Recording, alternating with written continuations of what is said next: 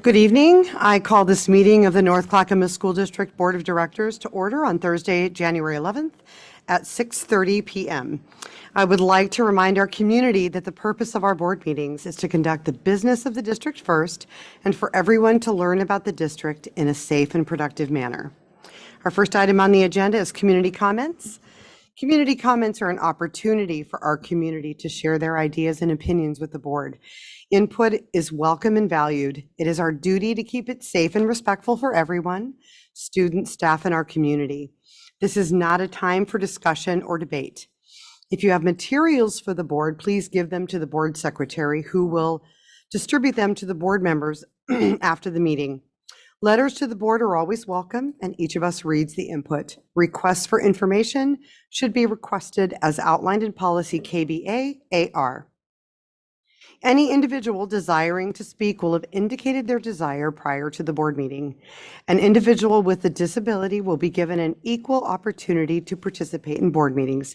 This may include someone speaking on their behalf if their disability or other medical need limits their ability to attend in person. Board policy also speaks to accommodations available. A speaker will be required to give their name, city of residence, and the group, if any, that is represented. If there are more patrons desiring to present comments than time allotted, the board chair has the authority to reduce the presentation time for individual speakers or institute a prioritization process with first priority to students and city of residence. Speakers may offer objective criticisms of district operations and programs that are of a concern to them. The board is restricted from hearing and will not consider complaints regarding any individual's district staff member or any person connected with the district. Comments that make a staff member identifiable to the public, even without their name, violate the policy. As an organization centered around youth and their positive development, all speakers will model respectful public comment and be mindful of civil discourse. We will keep the order of speakers announced by the chair. And so first we will, Kylie Corbus is signed to speak, so welcome. I know Michael, you'll be speaking on her behalf. Okay, if you could state your name, the city of residence, and then the clock will begin.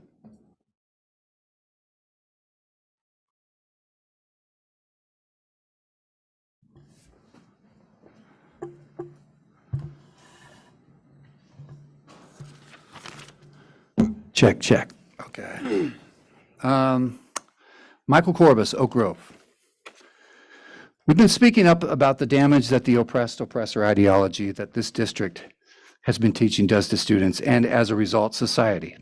Here's another real-life example of the damage it causes since we last spoke. This oppressor ideology strikes again. Turns out it's not just people who identify as Christians and conservatives that activists who embrace this ideology seem to hate.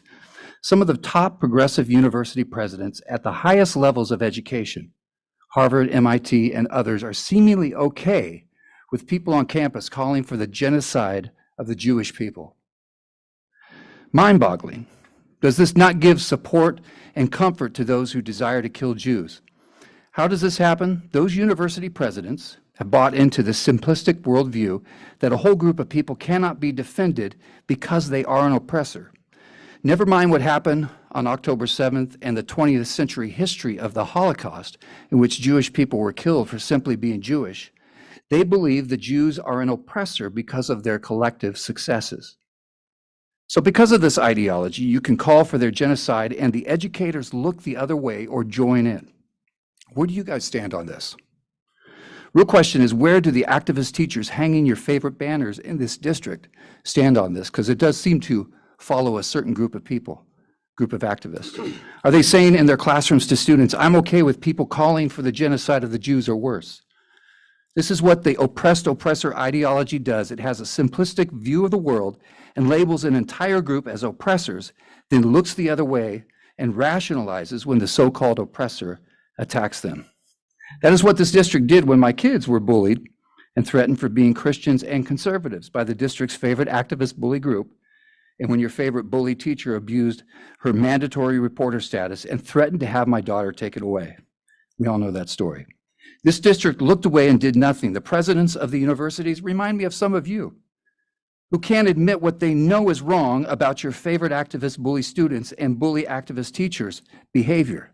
It's probably because the quote unquote oppressed groups will try to get you fired or socially or economically destroyed if you go against their narrative about groups who identify as Christians, conservatives, and or Jews. Much of the decisions you have made have been filtered through this fear of the so-called oppressor bullies. Bottom line, the oppressor ideology creates bullies, hate, and racism, and is a cancer that needs to be eradicated from this school district so that all students and families clearly know they are valued and given a voice. All right, and now, Michael, you're going to continue for yourself. If you could just again state your name and your city, and then your time will begin. Michael Corbus, Oak Grove.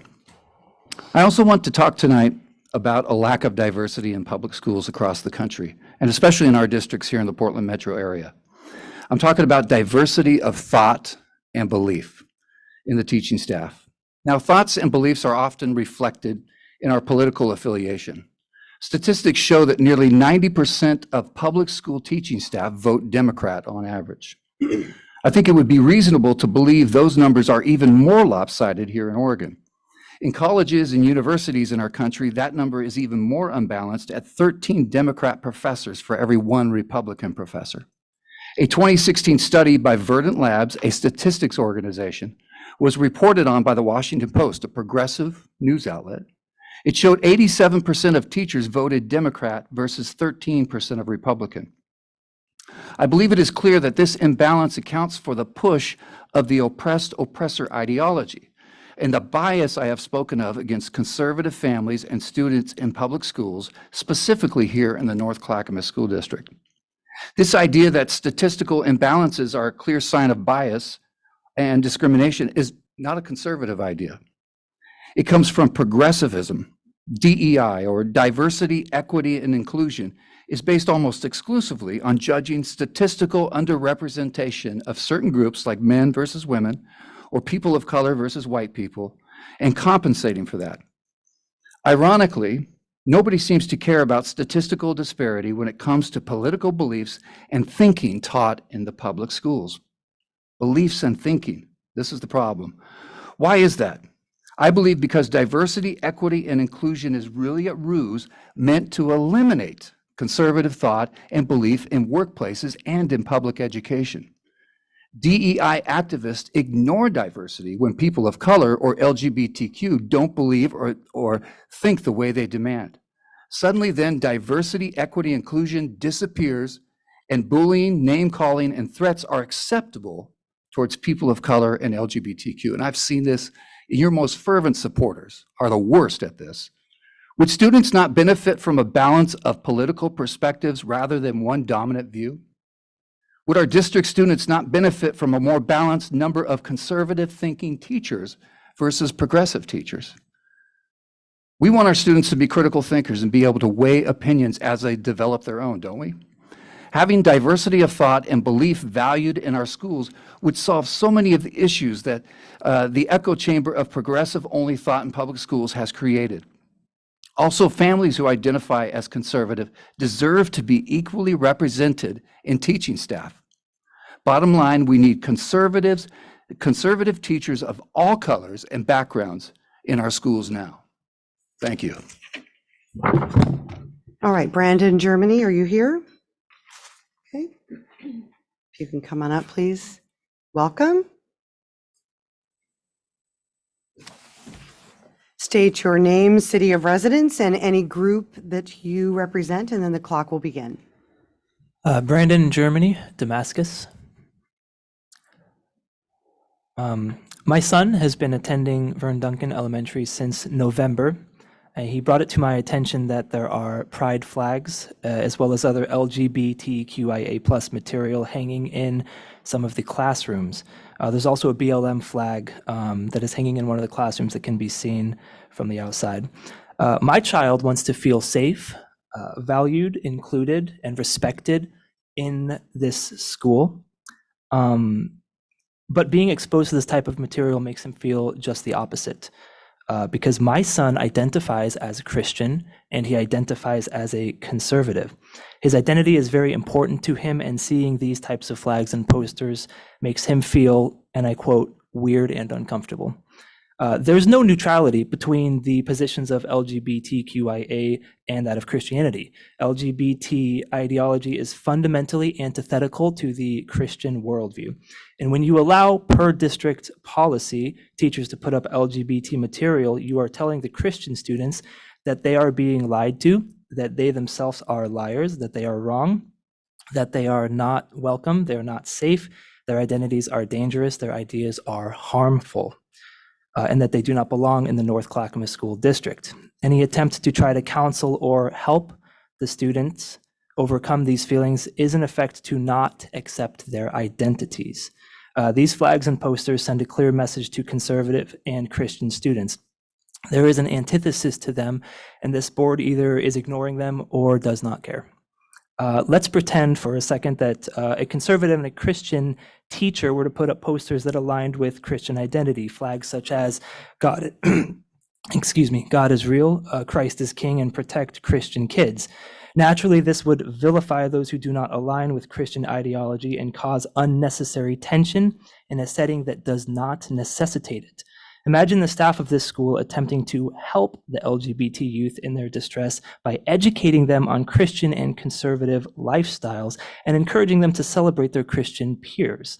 Imagine the pain that they would suffer each and every day. Well, this is happening, except it's the Christians who are suffering, and the North Clackamas School District who wants to change the identity of these Christian and conservative children. I believe that schools should be a safe place for all people.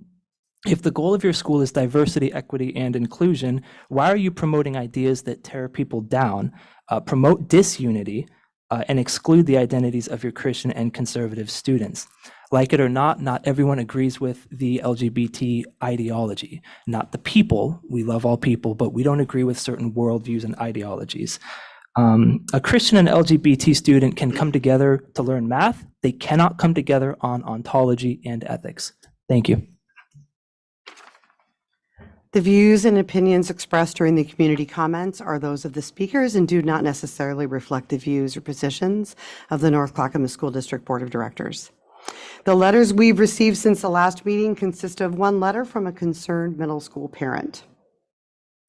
We will now begin with the Native Land Acknowledgement. Director Way, will you lead the acknowledgement this evening? Yes. We acknowledge the land on which we sit and which we call the North Clackamas School District, rest on the traditional and indigenous lands and village sites of the native peoples of the Kalapuya, Chinook, Molalla, and the Clackamas. We take this opportunity to offer gratitude for the ability to learn, work, and be a community on this land, and we offer thanks to the original caretakers of this region. We recognize the historic policies of colonization, genocide, relocation, and assimilation that affected Indigenous and Native families, both past and present, and that will affect those in the future, and honor the resilience and revitalization of our Indigenous and Native communities. We pay respects to our elders, both past and present, who have been the stewards of this land throughout the generations. Thank you, Director Way. Please rise. Director Wachter, will you lead the Pledge of Allegiance to the flag tonight? I pledge allegiance to the flag of the United States of America and to the republic for which it stands, one nation, under God, indivisible, with liberty and justice for all. Thank you, Director Wachter. So minutes from December 7th, 2023. In the board packet, you will find the minutes from last year of December 7th, 2023 of the meeting of the North Clackamas School District Board of Directors. Is there a motion to approve the minutes?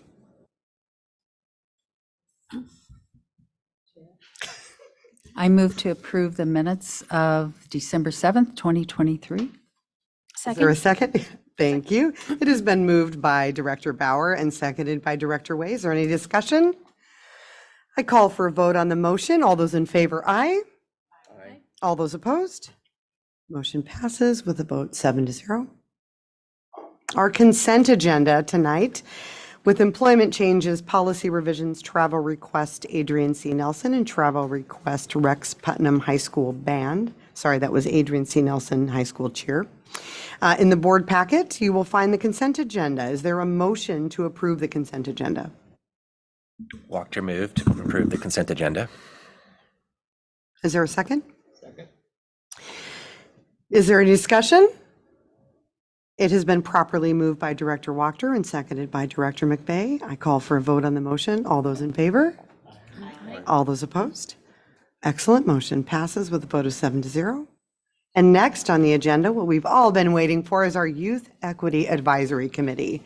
I welcome Senior Director of Equity Engagement and Enrollment, Kalia Williams Rodriguez, for this agenda item, who will introduce our guests. Welcome.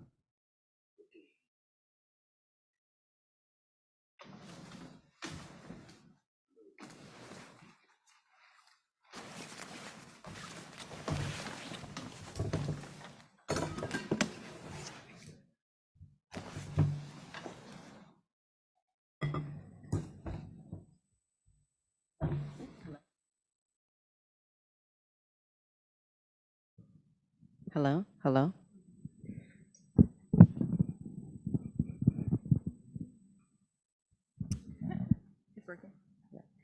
Good evening. We are delighted to join you this evening on this Thursday.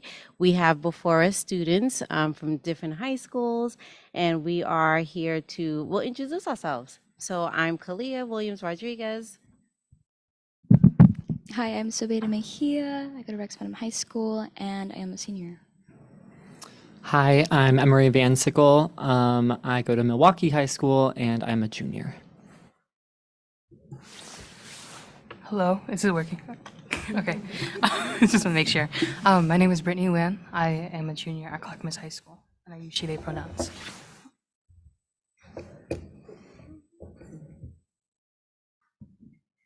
Hi, my name is Nicole Rexapuro, and I'm a freshman attending Adrian C. Nelson High School.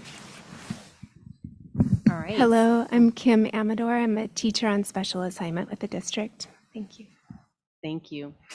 All right, so we have information that we want to share. We are a Youth Equity Advisory Committee, and we, upon the recommendation of the Office of the Superintendent and our school board members, this committee was designed last year, and we'll talk about the why. I'm here to tell you that students speak their truth, all the way from kindergarten up to 12th grade.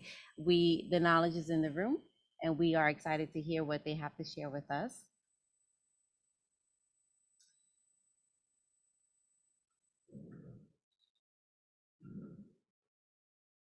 So what we will share is, and you see in this diagram here, we will be talking and highlighting what we have done, where we are going, and what we have learned as a team.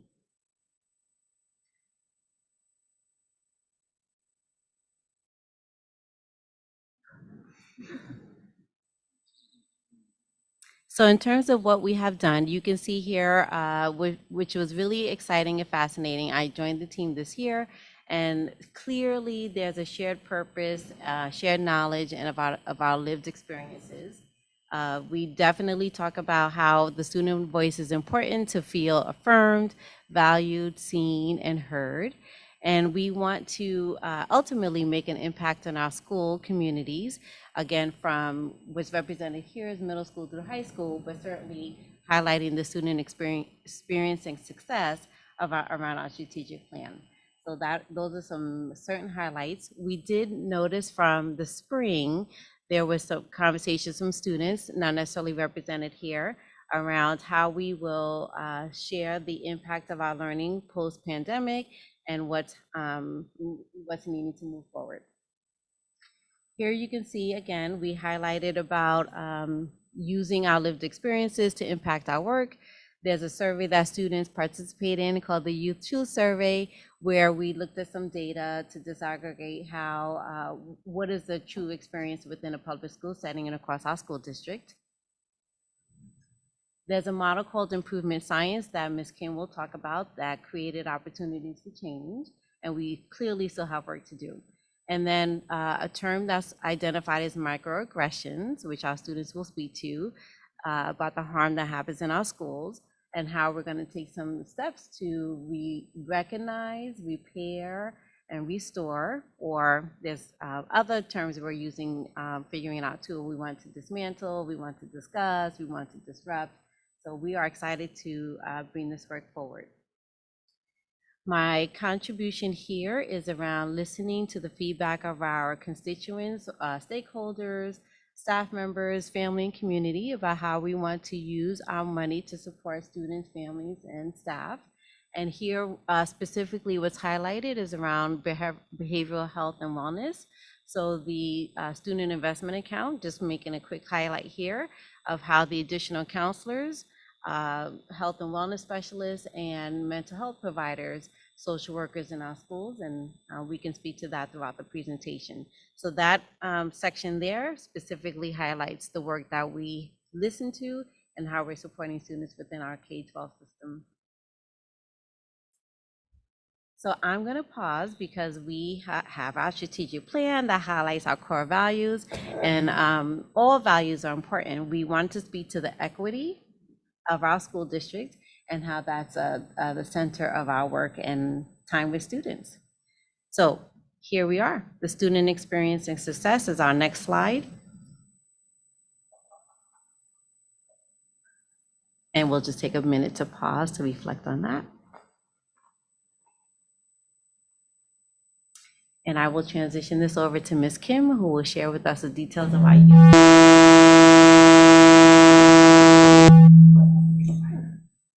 advisory.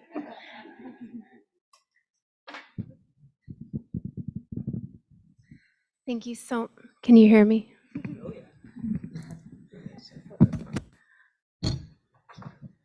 Okay, so yes, as Ms.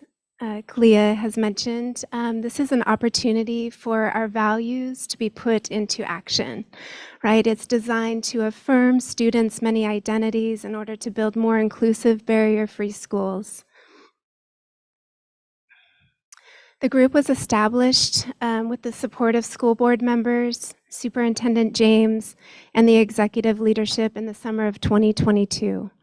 Student members were initially recruited from a group of high school students who met in June of 2022 to analyze youth truth data.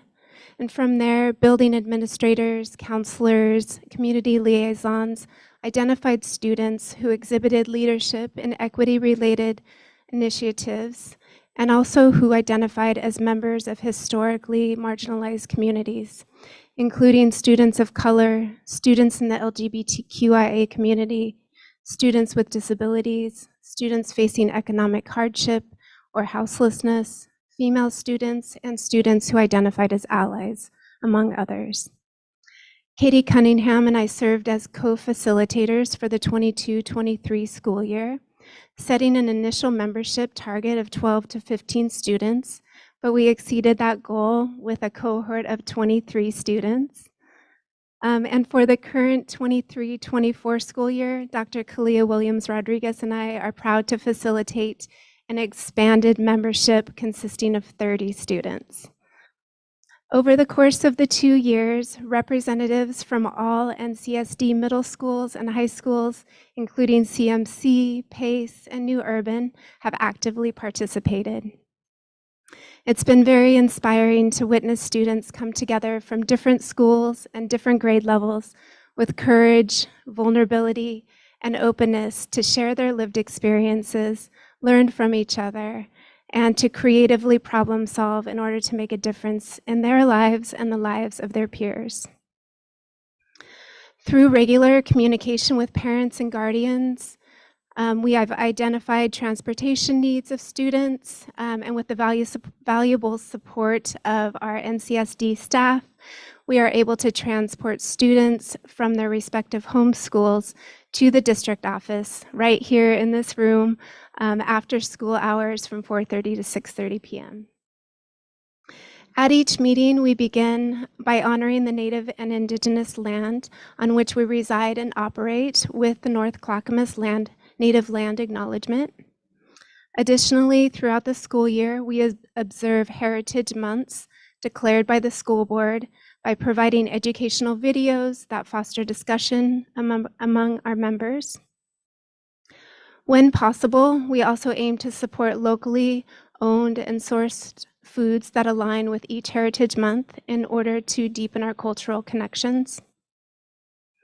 Our meetings are structured to provide a brave space for members to speak openly and honestly, to listen respectfully and honor multiple perspectives, to take risks, and to learn from each other while also having some fun. So, on the screen, you can see some insights from students about why they were initially interested in serving on this committee.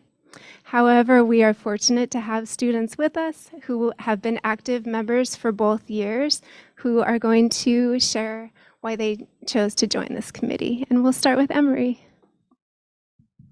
Hi there. I'm Emery, as I said before. I am a gay student, a gay Christian student, I feel the need to add now. Yeah, I just felt I was offered a place in the committee, and my teachers kind of told me about it a little bit. They said that there was this opportunity, and I was like, I don't know, should I take it? And we were like, yeah, I think you'd be great for it. And I was like, okay, cool. And I have not regretted a single second of it. I think that being here is such an incredible opportunity, and I think beyond just the fact that I get to hear the perspectives of other kids and share my own perspective, I get to kind of see the behind the scenes of how the school system works. So, yeah.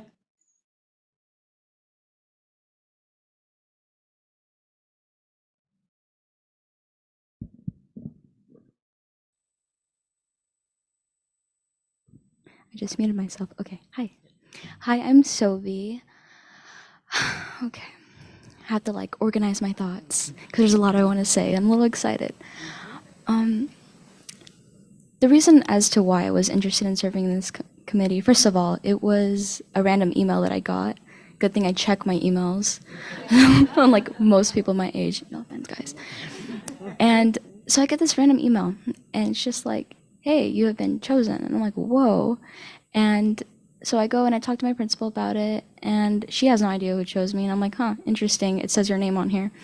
And so I just wanted to join ever since. But another reason why was because I, as a person of color, and as someone who is not only an ally, but just was in the foster care system, I just wanted to see how this school district was way better in terms of other school districts that I've been in, and what policies that you guys have been doing to like help people that were in my situation. So that is my whole spiel. Okay, so at first, you guys can hear me, right? Okay. Okay. Is this good? Okay. So originally, like, I also got an email, and my student council advisor was talking to me about it, and at first, like, I wasn't entirely sure, but I'm really glad that I applied. And man, you should have seen me when I found out I got in. I was jumping all over the place. My friend was so concerned. They were like, "Are you okay?" I was like, "Yeah, I just got accepted to like the best thing ever." But growing up as an Asian American, I never really had friends who looked like me, and it was kind of hard to like find where I fitted in.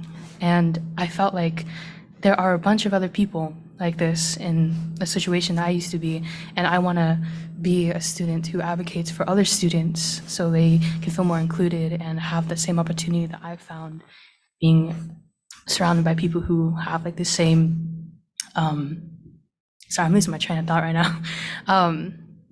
Like people who have the same feelings that I do.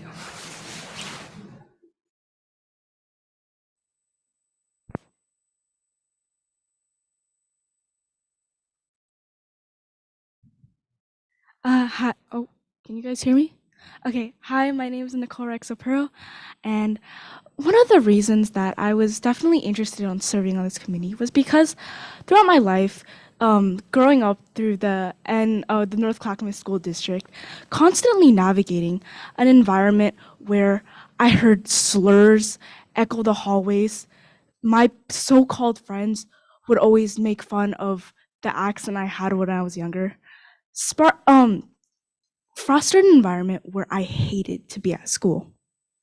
Gratefully for this opportunity that I've had serving on the Youth Equity Committee, it has not only opened doors for me to communicate my own personal experiences with adults, it has created a safe, open space for me to connect with peers who have had the same shared experiences. And I'm deeply grateful for all the opportunities that I've had and all the connections that I've made through this committee. Thank you.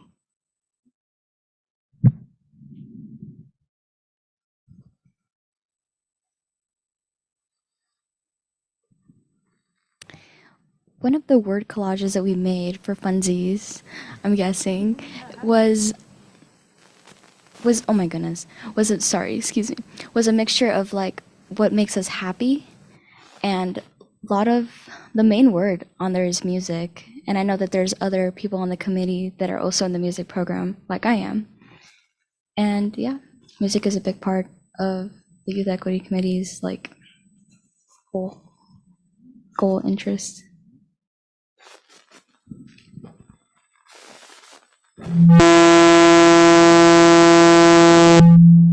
Hello. So both this year and last year, we talked a lot about microaggressions and affirmations.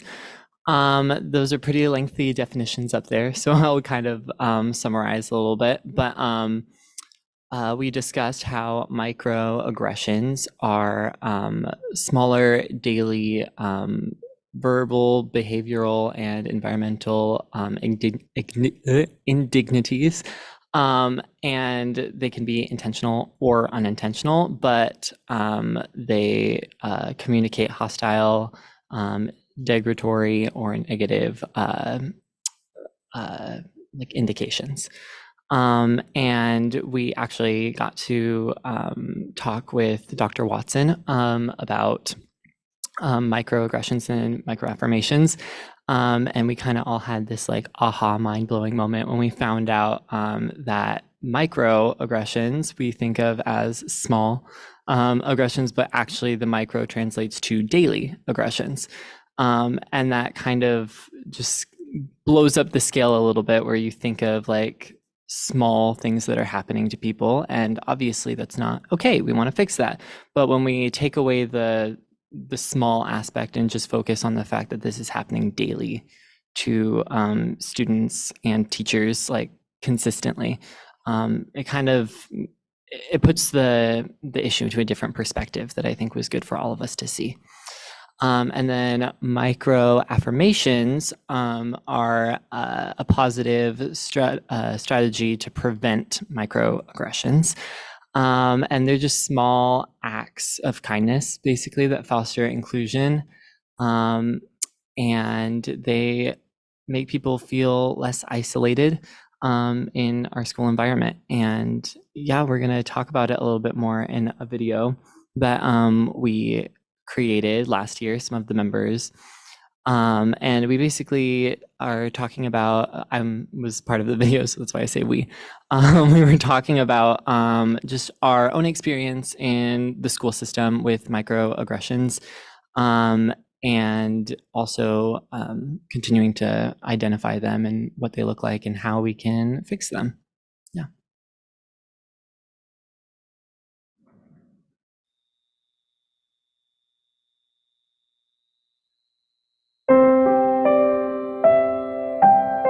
A microaggression is when someone either intentionally or unintentionally makes comments or just says things directly to someone that could make them feel bad about their identity or just who they are as a person, and kind of making them, just feel like they don't belong in some sort of way. For me, a microaggression is just like something that someone, like offensive thing that someone might say to you, whether it's intentional or unintentional. It seems, in my experience, seems to be mostly intentional. A microaggression to me is little comments that are made that either negate people's experience or make them feel othered in a negative way.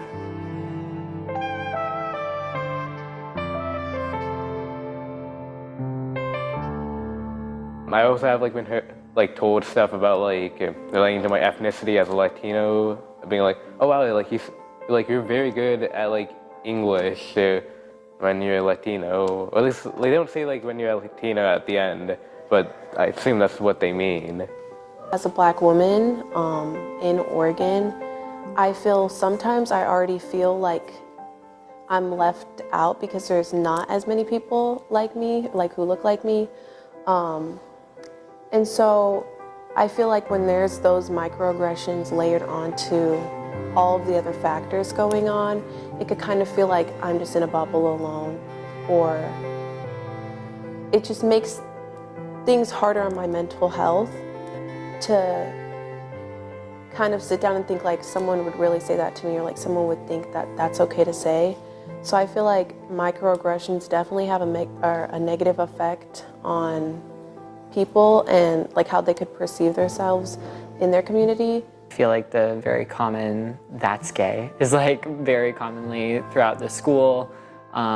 It's not addressed, it's not anything. It's being queer is very much a joke at our school and kind of our society, I think.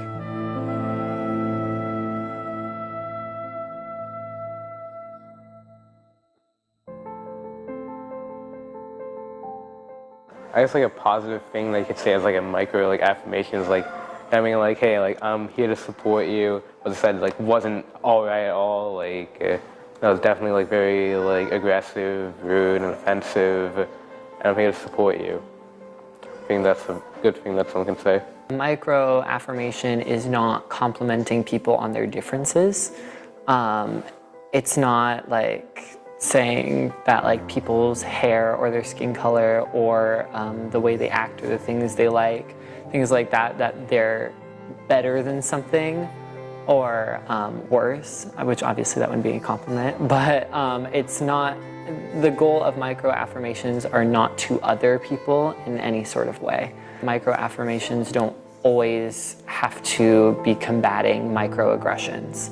Like you can affirm someone whenever you want in your everyday life, because there's so many people who are just societally oppressed and people who feel different all the time. And so just sometimes including someone in your conversation is a micro affirmation in its own way when you know that people might exclude people for any reason. You feel like you should step in to kind of tell someone like what they're doing isn't okay. I feel like if you're having kind of reservations about doing it, you just got to think that you are someone who's going to be doing a good thing. You're not only trying to stop microaggressions and kind of put an end to it, but you are also being the bigger person for someone else who might not have the strength to do it themselves. So just believing in yourself and kind of putting yourself in their shoes is really important, because if you were in that situation, you would want someone to stand up for you, and you would probably be thankful for the person who did it for you, because they were able to be that bigger person. Overall, a good response to a microaggression when you don't want to say something to the person who is being microaggressive is just empathizing with the person who the thing was said to and validating their experience and being like, hey, this really sucks and I'm sorry and I understand that this really hurt you.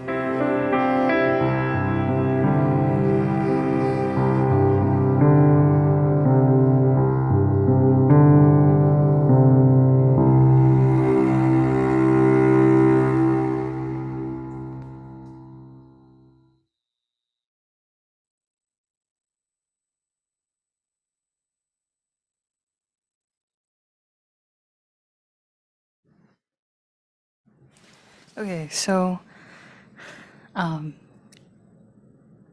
We were asked a few questions last year, and the way that we responded, or like what students said, was affinity groups are very important to us. And me personally, like I feel like affinity groups have really shaped who I was or who I am now, and it gave me a place where I can be free of myself and really embrace who I am and just like appreciate myself a little more. When racism and microaggressions happen, we want our teachers, staff, and peers to stand up for us, to interrupt them, so then we feel like we can come to school and be safe and be ourselves, and we don't have to hide back.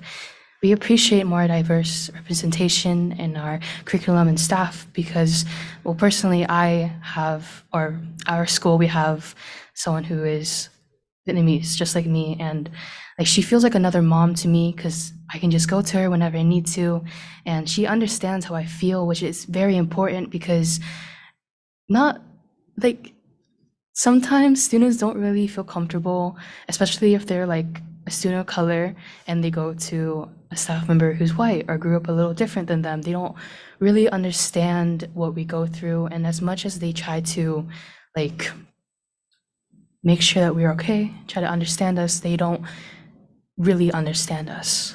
And we are students who will grow up and be, our future leaders. We are our vocal advocates for social justice, and this is the place where we need to start.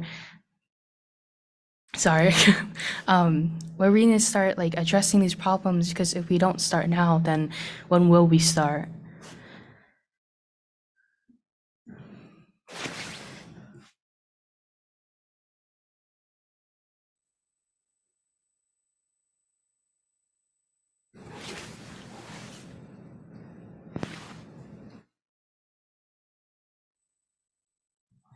Now, through this year and the last year, we reviewed student answers from the Youth Truth student surveys, and the main results that we noticed in after analyzing the data was that many students, a part of the LGBTQ community, don't entirely feel a part of their school's community.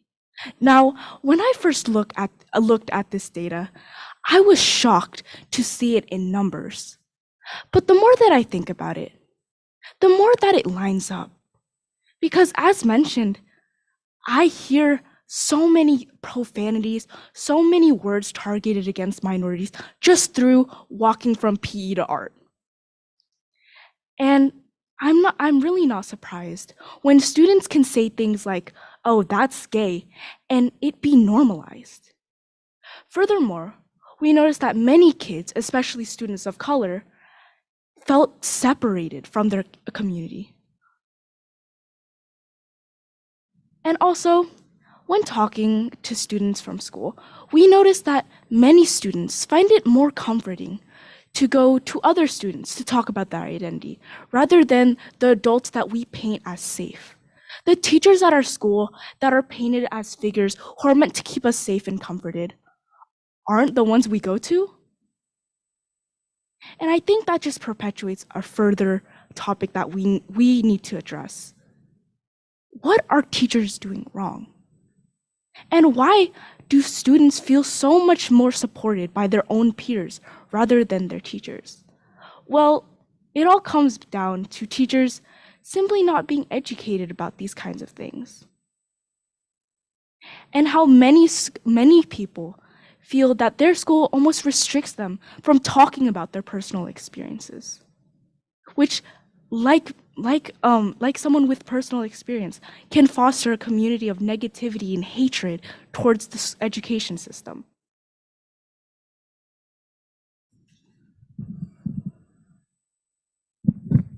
These students share their powerful lived experiences as well as disaggregating data from their peers.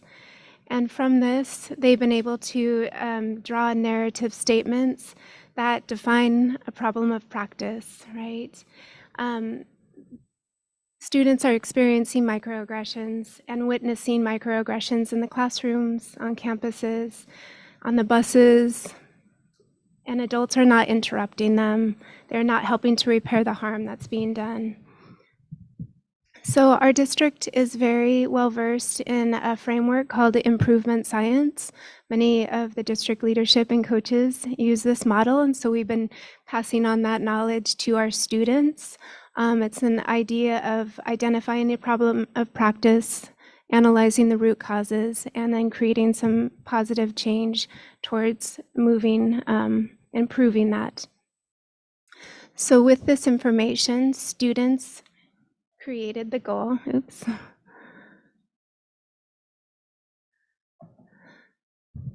To normalize and destigmatize conversations about race, gender, and identity in our schools, in order to create safer learning environments where students' identities are affirmed and where more trust can be built with adults. Students then determined that the actions necessary to achieve this goal are to provide student-created staff training that will increase the awareness and impact of microaggressions, how to interrupt them, and ways to repair the harm that's been done. By focusing on addressing microaggressions and cultivating a greater consciousness, the aim is to promote collective accountability among school staff that will create safer and more inclusive educational experiences for all students.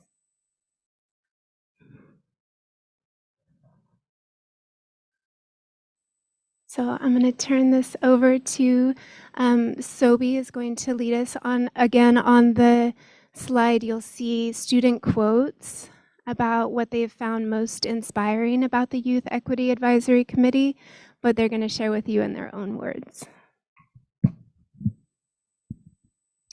Just making sure this thing's on. Okay. What I found the most inspiring about this committee was the fact that we have taken microaggressions into account, since we didn't really know about them, but now we do know about them, and how we are making it more aware and addressing it more, that they actually exist and that we need to do better on them. Because it not only affects our community, but it affects, it affects other people around the world.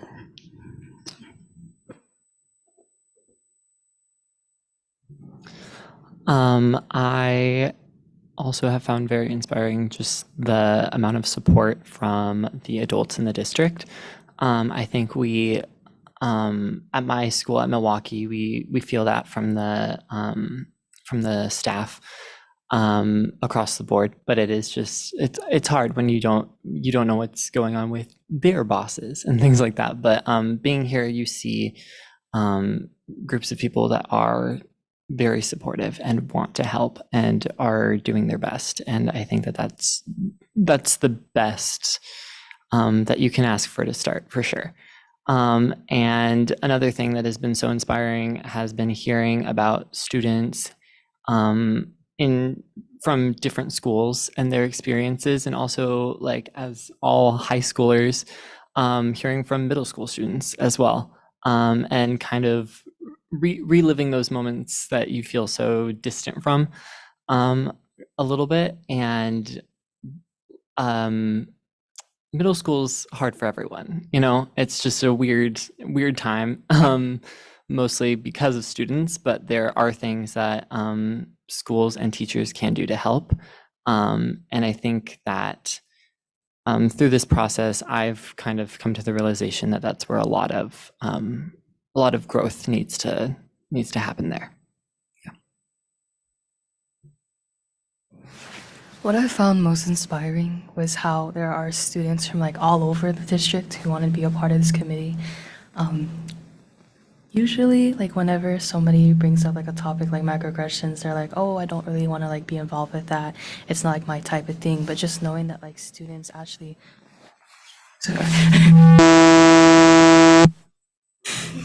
sorry.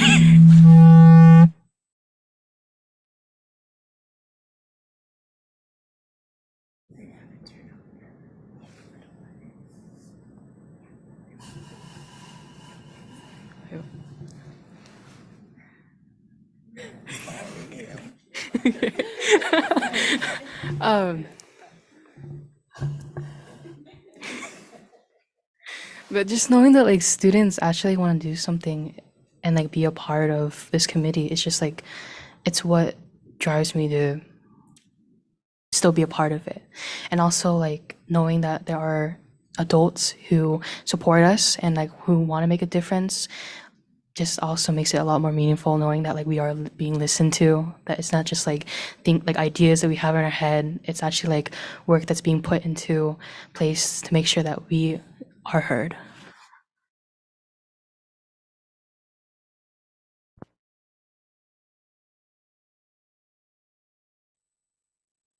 Can you guys hear me? Okay. Eh, Can you guys hear me? And definitely to reaffirm what my peers have said, you know, the fact that we have such amazing adult figures who are actively wanting to listen to us. We have students who are desperate and advocating for change is so motivating. And I am just so grateful for all the opportunities and all the connections that I've made through this. But also, I think one of the most inspiring things about being on this amazing committee is also the educational aspects to it. Because, you know, as a student of color, I've definitely experienced my share of microaggressions. But furthermore, looking into data, actual statistics, watching videos on students express their experiences and talking about it is just such a motivating and inspiring thing that really wants me to continue advocacy. Thank you.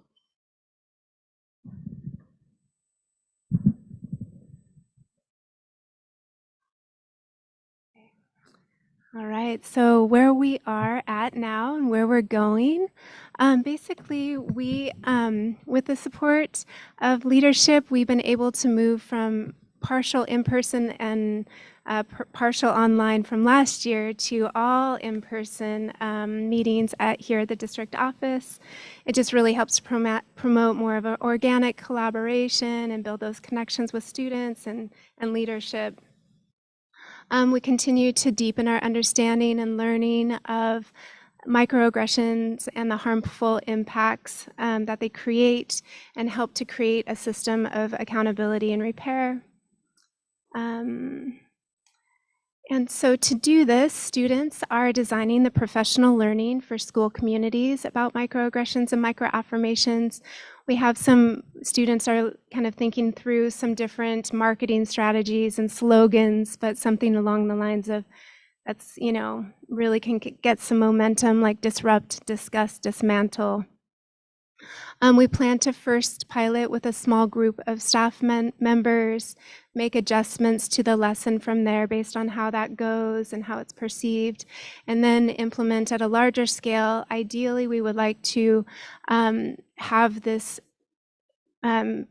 lesson done at staff meetings from K through 12. So every staff member in our community would receive this lesson. So we have 4 different committees that students are working on.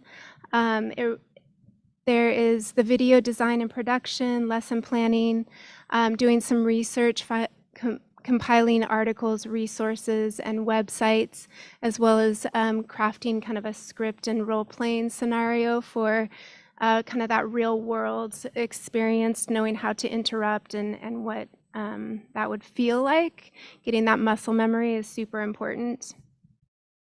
So we know that to showcase student voice, our students are producing a video akin to the one that you've just seen that will play a central role in that staff training. Because their impact, we believe that when staff can see their students and hear their students talking about their experience, it will impact them more personally and deeply help to deepen their accountability towards creating better action. And students in this experience know that they're valued and that voices are heard and they can have a dynamic impact on themselves and their peers across the district. So thank you.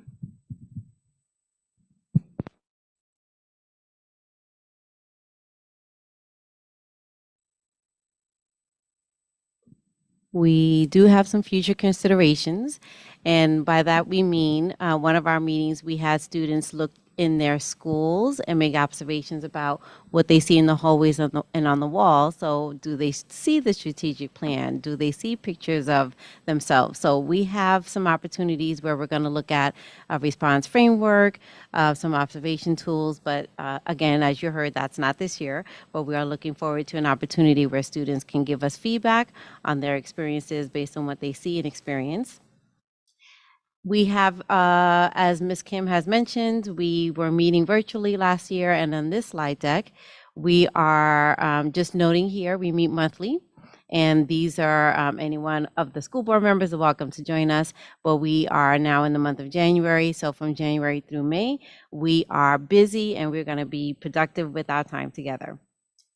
So on that note, we thank you, each of you that we are in front of. We definitely appreciate your support. We need your support, and you can see that the work is important.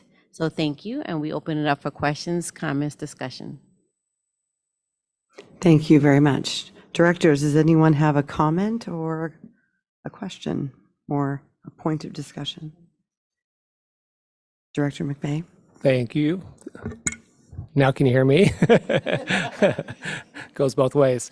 Thank you for your work and your commitment to this group. I just have a question about, does the group ever just talk about outside influences and like in particular like social media? We have a lot of very famous influential people that use self-deprecating comments like comedians, and how that normalizes it as we watch these TikToks and Instagram videos. And, you know, an innocent sixth grader might pick up on this and think, oh, this is okay to say to someone because someone that looks like them said that about themselves and they used it for humor. And I'm just curious, do you guys ever talk about the outside influences that are affecting our youth and making this, again, normalizing something that shouldn't be?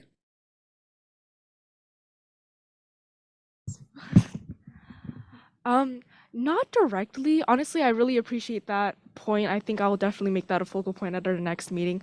But a lot of the times we're focusing on what's happening in like our schools, student experiences, and a little bit about like the historical aspects of it. So. Thank you. Thank you. Any other comments or questions? Director Bauer? Thank you, Chair Benaloga. I was honored to be on that committee last year, and I'm sure I learned more than you did. And I wanted to be on it again, but there was a lot of popularity, and I thought, nope, got to give up my seat, let some others have that opportunity. It's a cool committee, yeah. But you were amazing, and it didn't stop there. I mean, some of you came to our board meeting and advocated for mental health.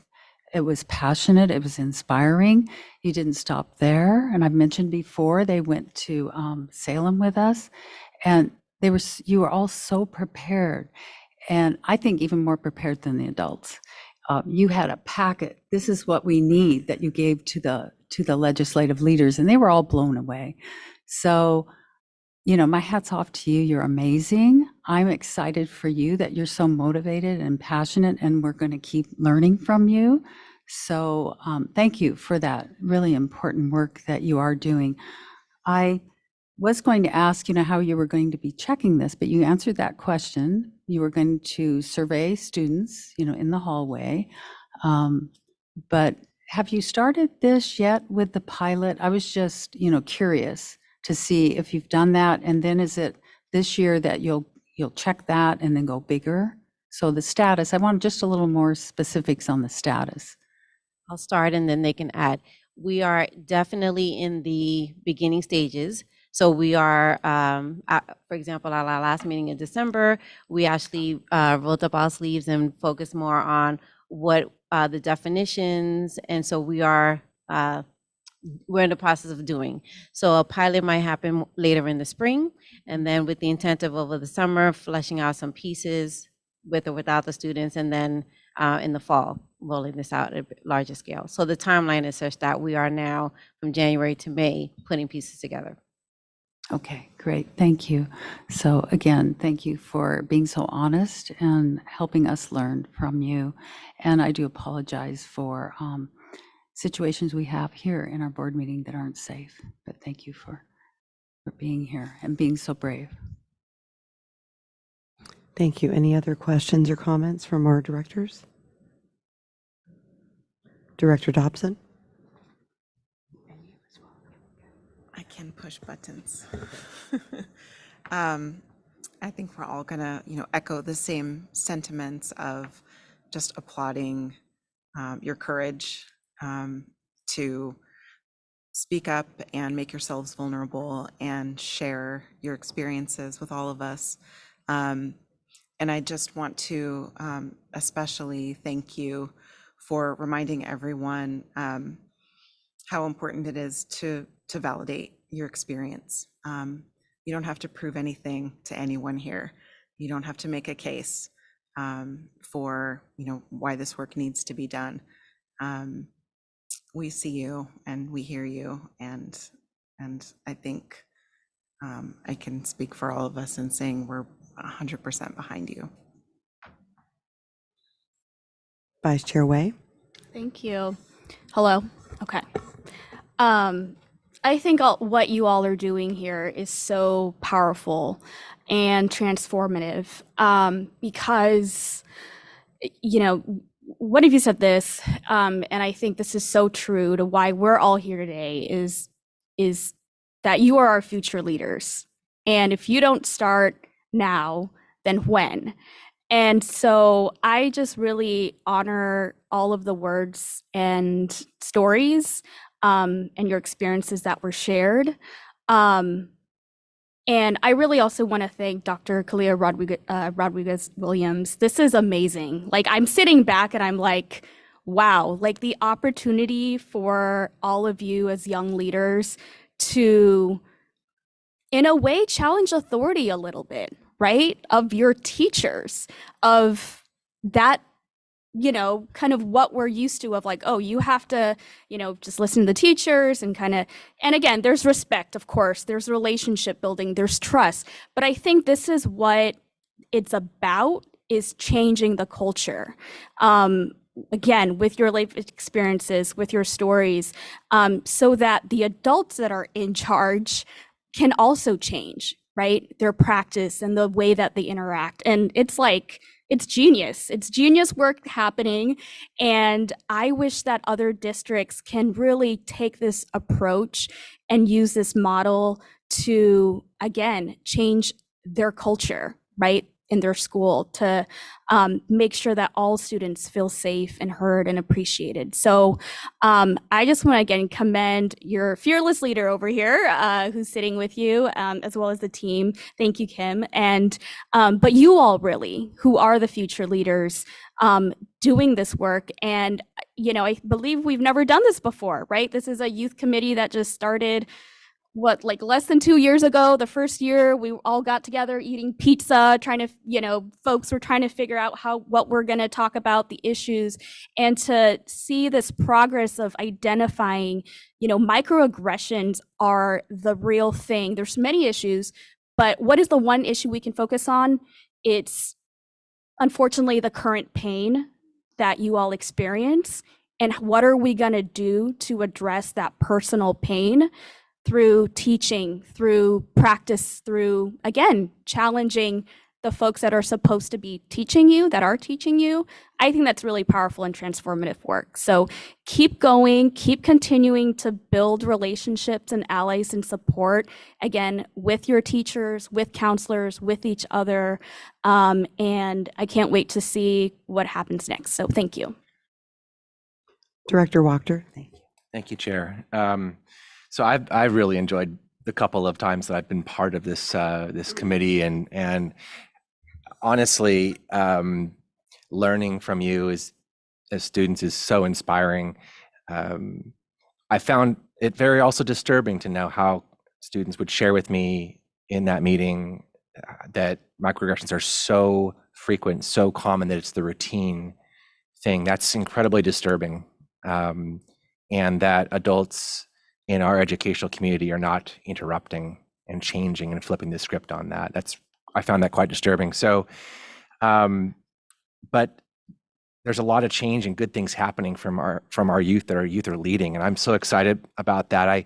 I want to tell you that a couple months ago I was in Birmingham and walked the Civil Rights Trail, and it didn't really click for me until I walked that trail from the 16th Street Church to the City Hall, that march was led by the youth. Thousands upon thousands of students stepped forward. They were brave. They were courageous. They faced incredible challenges, and some lost their lives. But it was the youth that really were ultimately the turning point for the civil rights movement in America, for our African American community and the whole country. So we have to honor the power of youth, the power of your voice. And so I'll end with this in thanks to the four of you who've stepped forward courageously to come here tonight. I'm going to share just a quick micro affirmation for you. So Sylvie, Emery, Brittany Lynn, and Nicole, you matter and you belong. And I want to thank you for your courage to lead North Clackamas School District in the right direction. Thank you. Thank you. Director Kemp? I don't know if it's plugged in. And anyways, thank you all for the presentation. It was good to hear from you and the advisors. I think back at some of the things that I learned from my own kids when they went through the North Clackamas School District, and that was a while ago. And you know, you guys are going to be leaders and agents of change, which are needed. So fortunately, the school district and has people like you willing to step up and make the change. And even though there may be times when you think you're not making a difference, when you hear it repeated by your kids as parents or others, and then you absorb it and you go, yes, you're absolutely right. It's just something I didn't think about before. And you make it conscious versus unconscious. It's good work. It needs to be done, and you will make change over the long haul. When I think back to what it was like when I was in high school 40 years ago, oh my God, you guys, this never would have happened, never. So good for you guys and your advisors. Thank you. Thank you. And I also just want to echo so many of the sentiments of the other directors. I was very fortunate to be one of the cool kids last year, and I got to be on that committee and just be a fly on the wall and listen to your stories. And I echo and 1,000% everything that the other directors have said. But I will also say that one thing that I thought was wonderful is that this room full of kids that are really being very, very brave about the things that have happened and the things that have been said and how they've felt. They don't come here to complain. This isn't a room full of complaints. This is a room full of problem solvers. They're advocating for themselves and they want to make changes. And I'm just so proud of you for all of that, because it can very easily, and a lot of that is because of the mentors, but I think it's also because of just the spirit of the group. It's really about making changes and making steps, big steps, small steps, just making steps and moving forward. So just so proud of all of you, so proud of how bravely all of you spoke this evening. And I really hope that we get to see you again. I can hardly wait for another presentation from you. And thank you both, Kim. Thank you, Kalia. Thank you so much for the work you're doing. And thank you so much to all of those 30 amazing students that are showing up for our Youth Equity Committee. Thank you so much.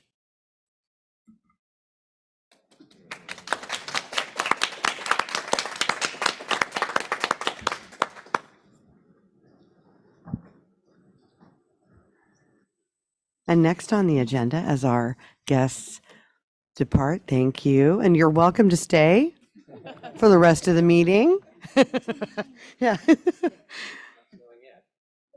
Next on the agenda is school board recognition, and I welcome Superintendent Shay James. Thank you.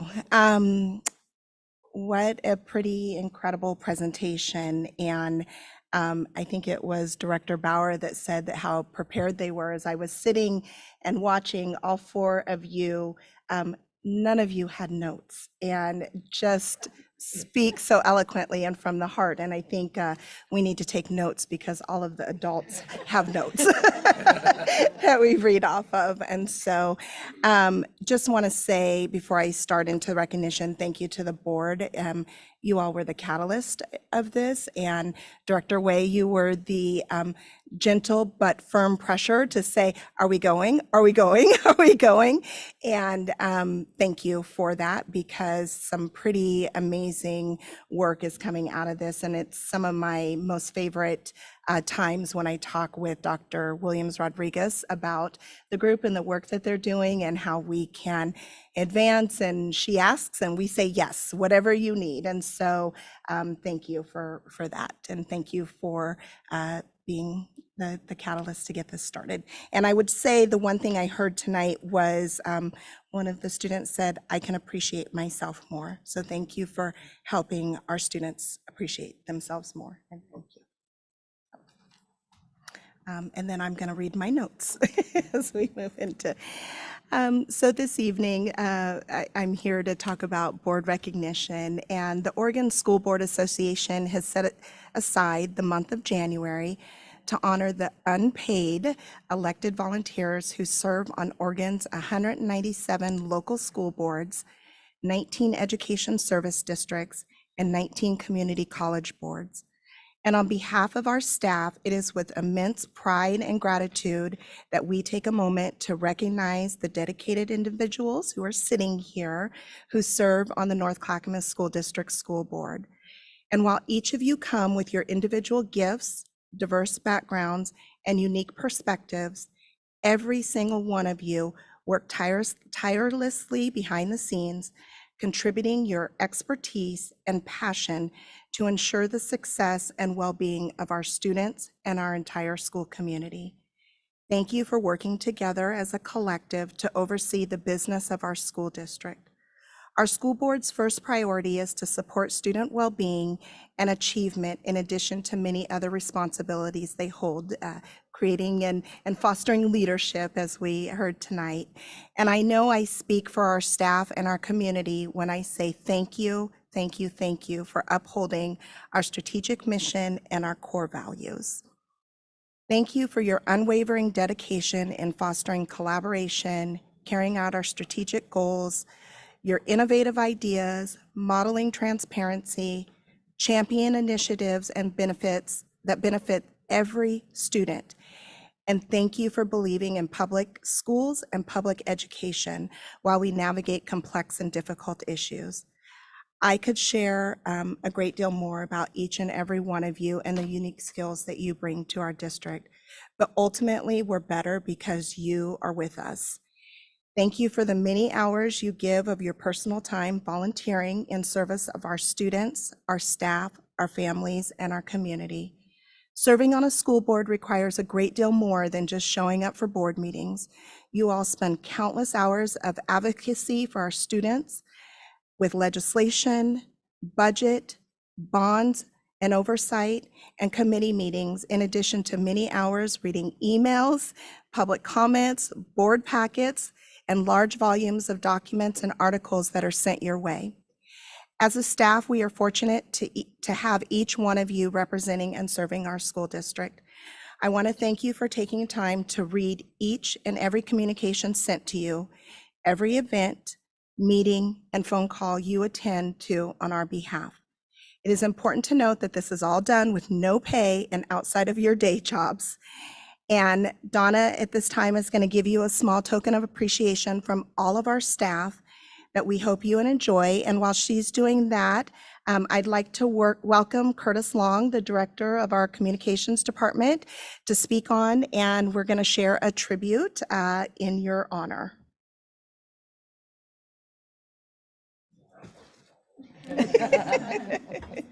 But no notes.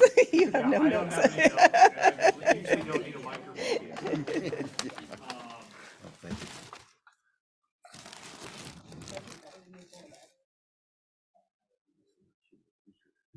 Oh, there we go. Everyone hear me okay? First off, thank you for the introduction. It's great to be here tonight. And as someone who puts together lots of videos for our district, one thing that I've learned very quickly is if you want to put together a video that's going to bring smiles to people's faces, and I'm sure Patricia would agree, you go to our elementary students. So we set out to elementary schools to ask what they knew about a school board and what school board members do, and got their impressions of that, and got them to really say on behalf of everyone, thank you for everything that you do. So very happy School Board Recognition Month to each of you. And with that, we'll play the video here.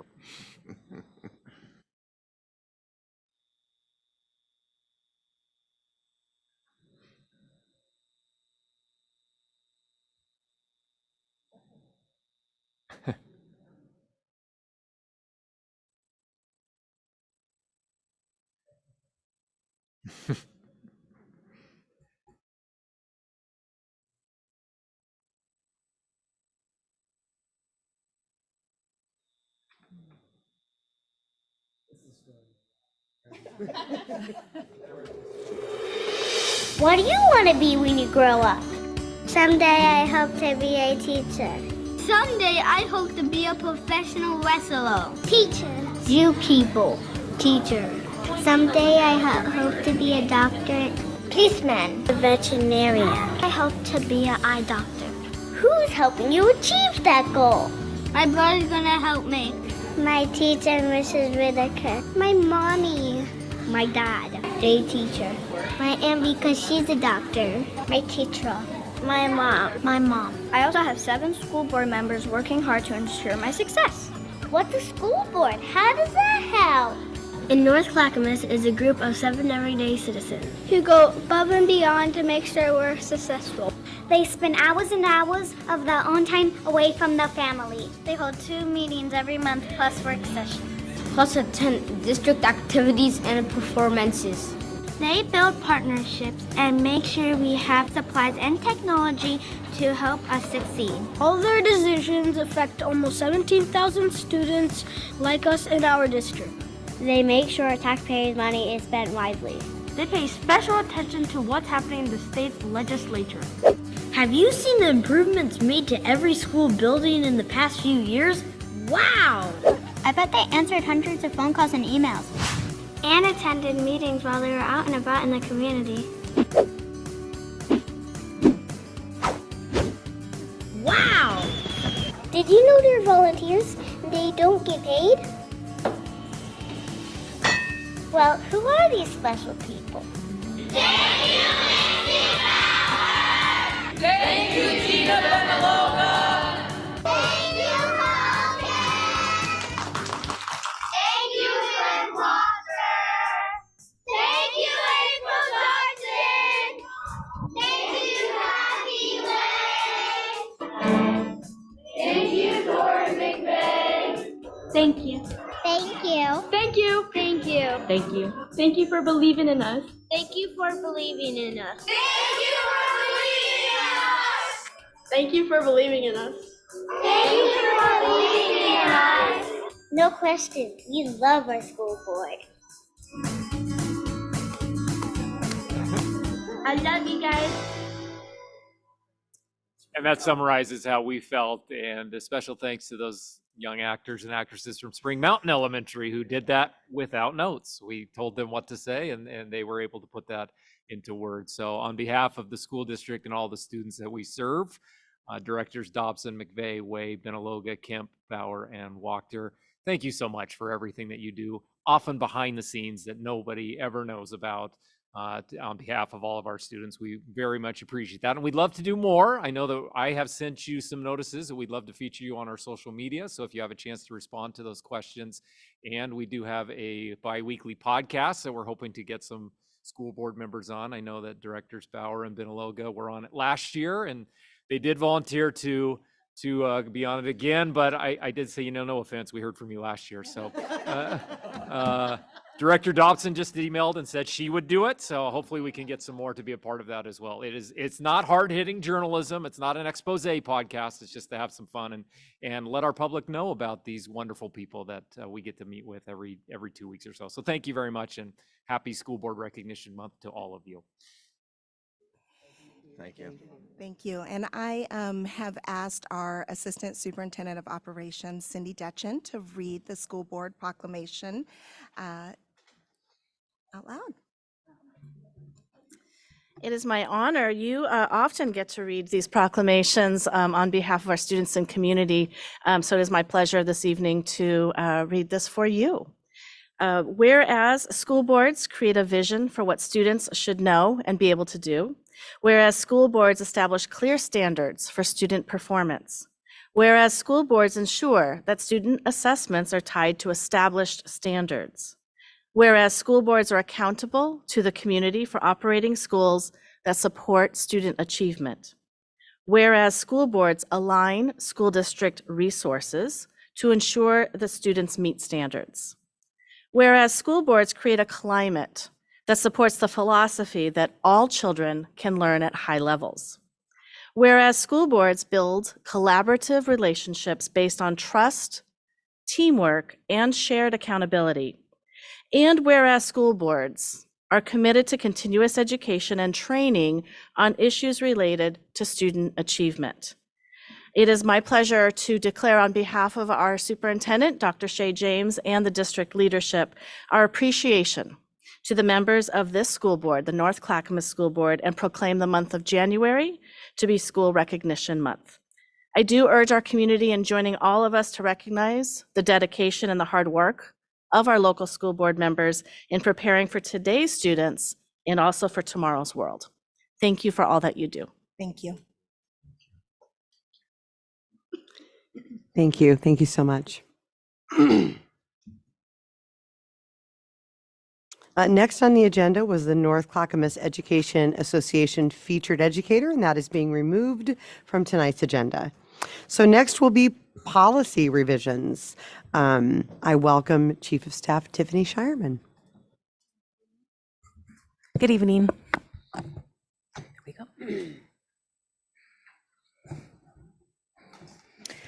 All right, following all the celebratory remarks, I am here with policy, which I know is at the heart of some of your work. And I have for you tonight the first reading. I am not seeking any action from you tonight on these policies. The first reading of 5 policy revisions and deletions for your review and discussion. The first 2 are coded in the G section of our policies. They pertain to staff in particular. During the 2023 legislative session, we saw some bills that were passed amending the Paid Family Medical Leave Act. So really, these are all, these changes in the Gs are related to that. We anticipate more changes coming through the legislature in the coming sessions on this topic. So I think you can probably expect to see annually some wording here around paid family medical leave coming forward.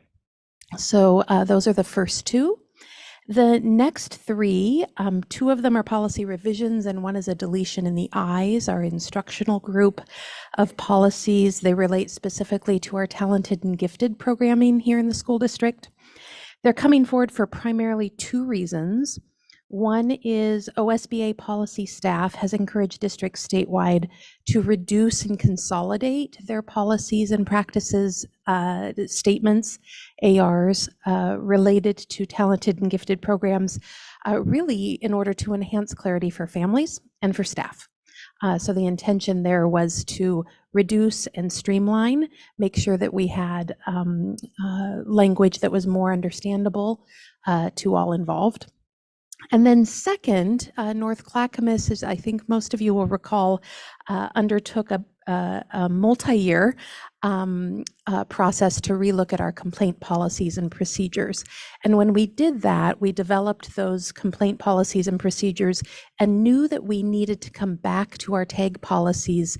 And later, once we had those complaint policies and procedures finished, then bring those into our TAG policies and procedures, as opposed to having an entirely different complaint process. And so really what we're doing here is tagging those complaint policies and procedures to talented and gifted now. So you'll notice that they're in alignment now, and basically any complaints or concerns coming from families, of course, start at the school level, and then they work their way through the KL public complaint process. Those are the proposed policy revisions and deletions I have for you tonight. Again, I'm not seeking your action, but open for your discussion. Thank you. Yes, this was just an overview. We're not going to be taking action this evening, but is there any question or discussion at all? All right, thank you. Thanks. Thank you all.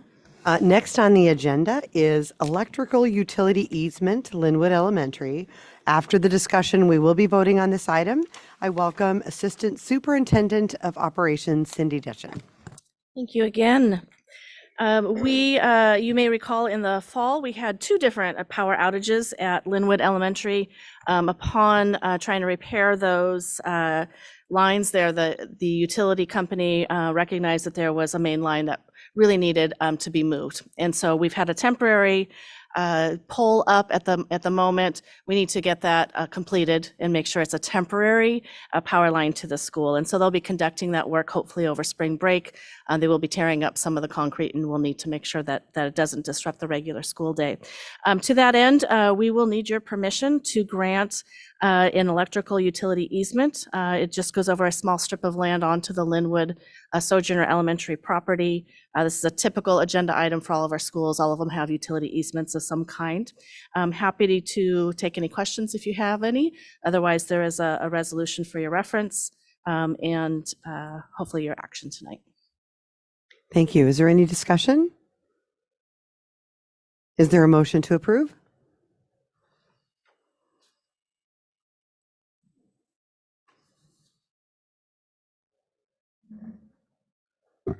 I know Director Bauer. I move to adopt the resolution granting non-exclusive easement over a strip of land approximately 10 feet in width, extending 5 feet on each side of the center line of PGE system on the Linwood property to allow ingress and egress for maintenance, repair, and improvement, including new construction as needed, of PGE systems as necessary to deliver services by PGE to the district real property and improvements comprising the Linwood property. Is there a second? Wachter, second. Is there any discussion? All right, it's been properly moved by Director Bauer and seconded by Director Wachter. I call for a vote on the motion. All those in favor, aye. Aye. All those opposed? Motion passes 7-0. All right, and our elementary school playground purchase. After this discussion, we will also be voting on this item. I again welcome Assistant Superintendent of Operations, Cindy Ditchen. Thank you again. This has been an annual item for a few years now. We have, with your approval, gone through the budgeting process and actually have a line item in our school budget that allows us to replace up to two playgrounds each school year. This has been really instrumental. It was in conjunction with the bond. So while the bond was able to replace some or add new when we added a new school, this has really been able to get all of our playgrounds up to a quality standard, a safe standard, et cetera. They are inspected annually, and we put in a prioritization process. I believe these might be our last two for quite a few years. And so then our next goal will be to allocate some of this money to go back through our elementary school playgrounds and upgrade some of them for further allowing accessibility for our students who need greater access to some of those play areas. We have just updated our playground standards, which is exciting. Who knew we had playground standards, but we do, and they're refreshed thanks to a small committee making sure that we do have some standards for accessibility. So we're very excited to allocate some future money in that effort. It's been a long time coming. So this summer, we're we will, with your approval, replace the playgrounds at Happy Valley Elementary and Riverside Elementary School. This is requesting your approval of the purchase from Buell Recreation. They are a longstanding company that has done most of our playgrounds, not all. We've gone outside of that contract a couple of times. One wasn't a fantastic experience. Buell seems to really be able to come back around and meet our standards. They're also consistent in that delivery model and within our timeline. They are part of the state cooperative agreement, so we're able to get that bid and that work done pretty quickly. But we continue to look for other options as other options become available. This year, we'd like to stick with Buell. So if there are any questions, happy to take those. Is there any discussion? I just have a comment. Yeah, Director McVeigh. So back to that Maya Angelou quote, I didn't know, now I know, so now we need to do better. And so thank you for building fully inclusive playgrounds. I didn't realize it till I went to a Vancouver Park and Rec meeting and heard from kids that weren't able ever to go on a swing. And it was shocking. And I never really thought about it, or trying to get a wheelchair through bark dust. And it was just, so thank you. It Absolutely. means a lot. Any other questions or comments?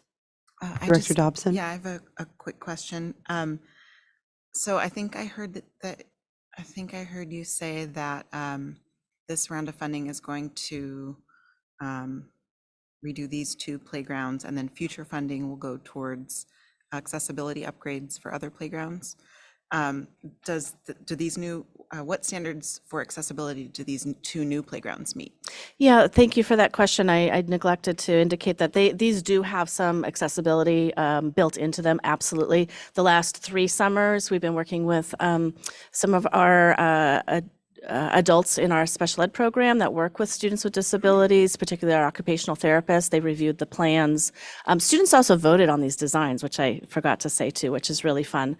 And so a minimum 25% of the playground area needs to be accessible at any point. And it's not just wheelchairs. There's a lot of other mobility issues, but wheelchair for sure. So minimum they can get to the swing set, minimum they can get to lower areas of the playground. So that is our current standard, and these last several, over the last 3 summers, I believe, have met that standard. We are also, when needed, we have a student at a particular school right now who would benefit greatly from a different kind of a swing. And so we're going to go ahead and install that. It's outside of this budget. There's some things that we'll just be taking care of when we have a student need. But we'll go back through our first set of playgrounds that we installed and make sure it meets those same standards. Thank you. Any other comments or questions? Is there a motion to approve?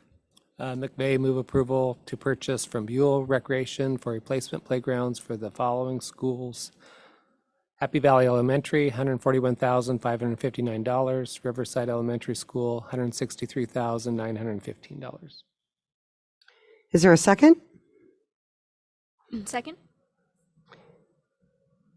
Do we have any discussion? Any further discussion?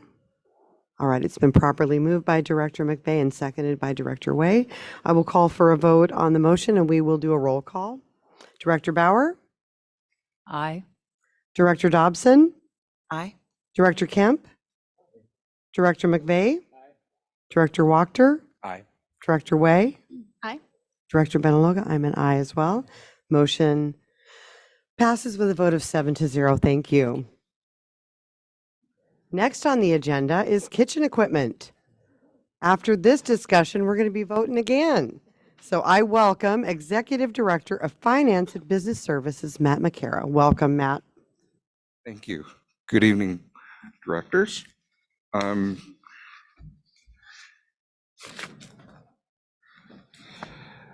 Tonight I'm bringing forward an action item seeking approval to award a contract for the purchase of kitchen equipment to Curtis Restaurant Equipment.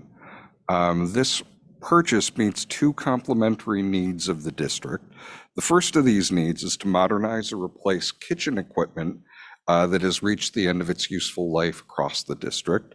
The second need is to reduce the operating balance of North Clackamas's Nutrition Services Fund to the prescribed limit, which is an amount equal to 3 months' operating expenses. There are a number of factors that have contributed to the accumulation of excess balance in the Nutrition Services Fund.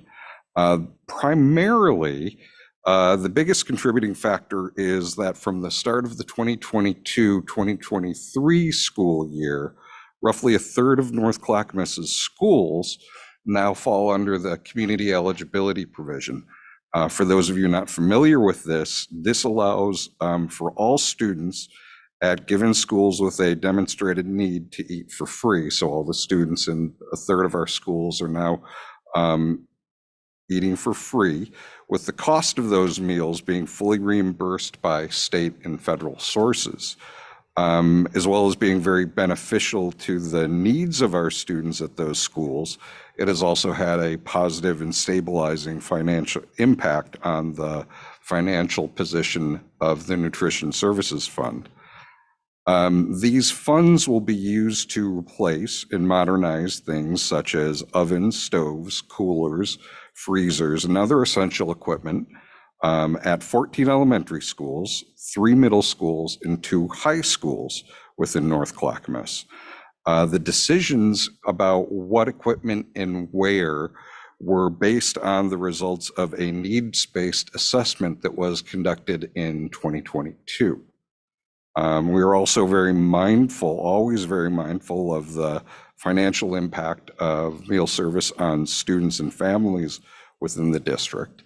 With that in mind, and given the financial position of the Nutrition Fund at the end of last fiscal year, all outstanding meal balances as of June 30th were previously forgiven. I'd be happy to answer any questions that you may have.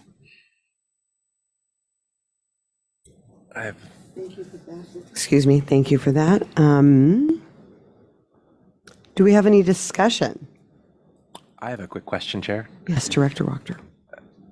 Mr. McCara, what was the process for selecting Curtis restaurant equipment? Can you just describe the procurement sort of sequence of why this particular vendor? Yeah, I believe that that the process that there were a number of competitive competitive bids that were sought out, and the bid that we received from Curtis was the one that was most financially was the best, and then also was the one that did the best job of addressing the needs. Thank you. Mm-hmm. Director Way? Thank you. I have a very maybe too technical question. I don't know if you can answer this, but do we know that usually a lot of the industrial commercial kitchens expend a lot of energy. Mm-hmm. Do we know anything about what how much energy that's going to be consuming from the purchase of this new equipment? I do not believe that there was an energy assessment made as part of the needs-based assessment. That assessment was based around the function and the use of the equipment. Although I do believe, generally speaking, that the equipment that is being replaced is older, had reached the end of its useful life. And I would presume that the equipment that we are using is likely more energy efficient, although, as I said, that was not a discrete consideration. Okay, thank you. I was just curious, that's all. Any other questions or discussion? I just had two quick questions. Is this something that would happen over the summer? Yeah, I think some of it would happen over the summer. It would be done as possible. Some of the work would probably also be done over spring break. I don't think It would vary depending on the site, I believe. Okay, and then my second question is just so the amount, the 748,000, that's just for the equipment, correct? Do we, I believe that includes installation. okay, so that and installation, is there any, do we think we're going to have to like redo anything, remodel anything and need extra money for that as well, but no? No, the quote is inclusive of all the costs that we should anticipate for the purchase and installation. All right, A excellent. lot of times it is just the installation work will not be, I don't, generally speaking, super invasive. All right, excellent, thank you. Any other questions? Director Dobson. I just wanted to say thank you to the district, and I know you don't get a lot of glory, Nat, but for the kind of stewardship that would allow us the opportunity to zero out the balances of the lunch accounts of students in our district. You know, every little bit helps, and that's an important gift that we were able to give them. So thank you. Thank you. Is there a motion to approve?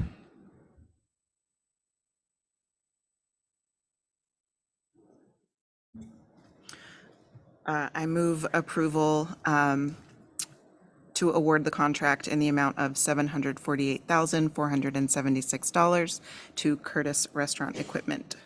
Is there a second? Second? Is there any discussion? It has been properly moved by Director Dobson and seconded by Director Way. I will call for a roll call vote on this motion. Director Bauer. Aye. Director Dobson. Director Kemp. Aye. Director McVeigh. Director Wachter. Aye. Director Way. Aye. And Director Benaloga. I'm an aye as well. The motion passes with a vote of 7-0. So we are just about adjourned. I just have my quote for this evening and just want to thank everybody for being here and for showing up, because I think that's what it's really all about. And it starts at the top with kids and students that show up every day. So this is a little longer than I normally do. This is a foreword to a book written by an author, by a different author, but Beth Clark wrote the foreword to this book. And she said, people who really want to make a difference in the world usually do it in one way or another. And I've noticed something about people who make a difference in the world. They hold the unshakable conviction that individuals are extremely important and that every life matters. They get excited over one smile. They are willing to feed one stomach, educate one mind, and treat one wound. They aren't determined to revolutionize the world all at once. They're satisfied with small changes. Over time, though, those small changes add up. Sometimes they even transform cities, nations, and yes, the world.